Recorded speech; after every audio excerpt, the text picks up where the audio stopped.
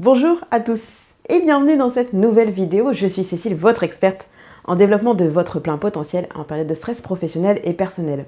N'oubliez pas de vous abonner à ma chaîne, à liker cette vidéo et à la partager à tout le monde. Aujourd'hui, j'aimerais vous parler de savoir comment s'accomplir en passant à l'action. Quand je parle de passer à l'action, je parle de réaliser vos objectifs, les choses que vous avez laissées de côté depuis un moment mais que vous voulez vraiment faire et pour lesquelles vous n'avez jamais pris le temps finalement d'entamer quoi que ce soit. Il m'est déjà arrivé de rencontrer des personnes qui avaient des choses à réaliser, des super trucs, qui allaient se concrétiser manifestement en mettant des choses en œuvre et tout. Et je les ai revues quelques temps après et elles n'avaient rien fait. Alors j'ai trouvé ça super dommage parce que je me suis dit waouh, c'est inspirant, c'est génial.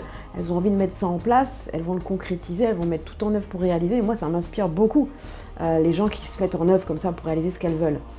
Alors effectivement, du coup je me suis dit, la peur, le doute, l'indécision, la procrastination, la fainéantise, les excuses, bref, font faire que vous n'allez rien faire du tout. C'est dommage parce que vous allez peut-être regretter plus tard de ne pas avoir réalisé ces choses alors que vous aviez peut-être encore le temps de le faire.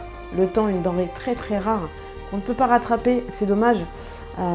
Et du coup, ça vous éloigne de vos rêves, de vos objectifs, surtout que ça vous démotive et vous manquez de confiance en vous. Au fur et à mesure, c'est un cercle vicieux.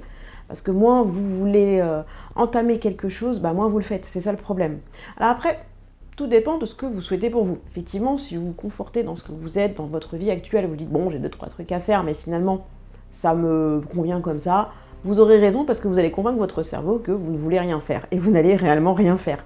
A l'inverse, si vous voulez un vrai changement, un vrai moteur pour amorcer vos objectifs, vous aurez raison aussi parce que vous allez tout mettre en œuvre pour y arriver et vous allez convaincre votre cerveau d'y arriver et vous allez y arriver.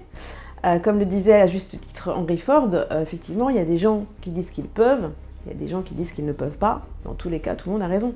Et c'est vrai. Et donc le temps, effectivement, comme je vous l'indiquais, est une denrée rare et il faut vraiment l'utiliser en sa faveur pour réaliser un maximum de choses. C'est ce que je veux pour vous, c'est pour ça que vous regardez cette vidéo, je pense.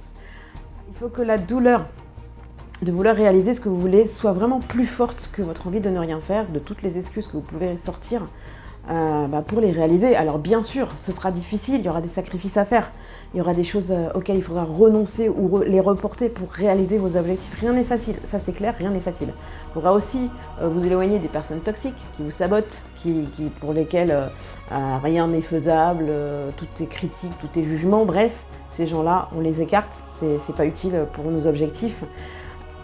Bien sûr, il faudra rester focus.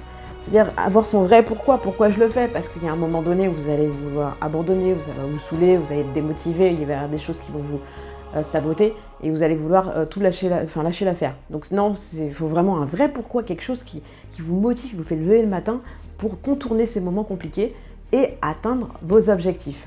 Alors je vais vous déléguer mes 4 conseils qui vont vous permettre de passer à l'action enfin, et être fier de vous parce que c'est vraiment un sentiment de fierté, de bien-être que vous ressentez parce que vous l'avez fait, vous avez commencé quelque chose. Même si c'est pas parfait au départ, on s'en fiche, vous avez entamé quelque chose. Alors mon premier conseil, c'est prendre une décision.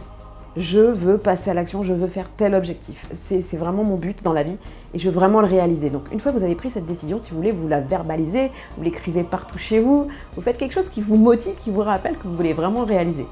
Mon deuxième conseil, c'est refuser le retour en arrière, définitivement. C'est-à-dire que vous refusez désormais de dire que voilà, j'arrête, non, j'ai commencé, mais finalement ça me saoule.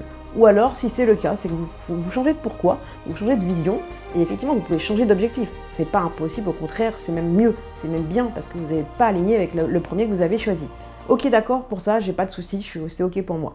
Mais refuser de retour en arrière, ce que je veux dire par là, c'est de ne plus rien faire. Non.